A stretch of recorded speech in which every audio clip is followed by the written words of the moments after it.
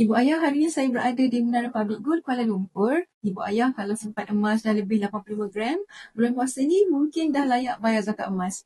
Ramai orang tak perasan sebenarnya untuk tahun 2026, nilai nisab emas adalah RM33,996, sama dengan 85 gram emas. Maknanya, kalau simpanan emas kita dah capai jumlah ni, cukup setahun kita simpan, zakat 25% perlu kita tunaikan. Guru emas saya, Tuan Haji Muhammad Zulkifli Syafiee, pernah kongsikan beliau suka bayar zakat emas dalam bulan Ramadan.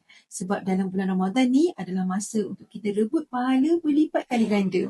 Dan sejak beberapa tahun lepas, bila keluarga kami dah ada simpanan emas yang cukup, kami juga pilih untuk bayar zakat emas pada bulan Ramadan. Semoga dengan menunaikan kewajipan zakat, harta kita lebih bersih dan lebih berkat.